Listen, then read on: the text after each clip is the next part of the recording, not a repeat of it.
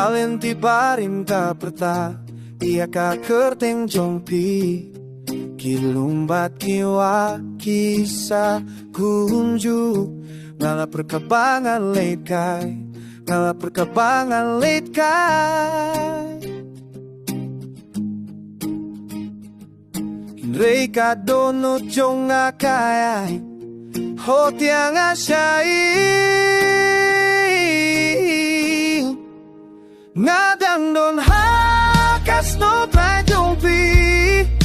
hang no kirim kin kan mau ya kasu kawai pa kawai kalinti kapat ika penta jong pi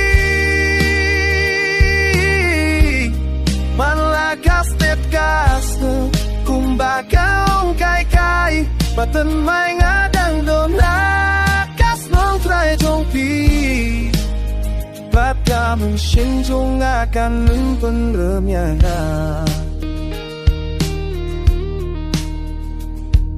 Kayu kahat kadap tak di jingwai Kibit hang e kim jus na jong tan Patlada ki syarak sor ki teng shine fernai Kanikas nong barika Patyaka Jing Shai Jong Nagang Don Hakas Nong Trai Jong Pi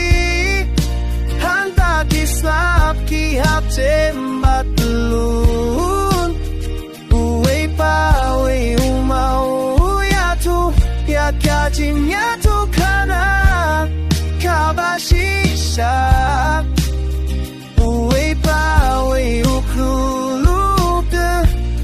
Sabi nga dang don hakas nung try jong pi Bat ka don utong nga kalasuk bat kalasuk Lesay hakawe ka Sliningan sa late no Kajing meyaki Jim post niyong alangay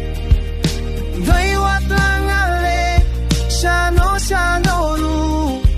Kanikas nung try ka day ka Sanabay ka bang ambe Ngadang dong ha Kas no try jong pi Hang ta kilum kifong yakapan sengat siya Kaway pa kaway ka step kaya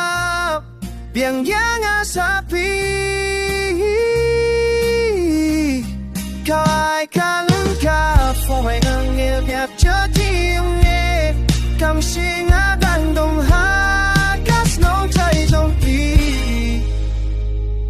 Chúng ngon hát cả bằng ăn sơ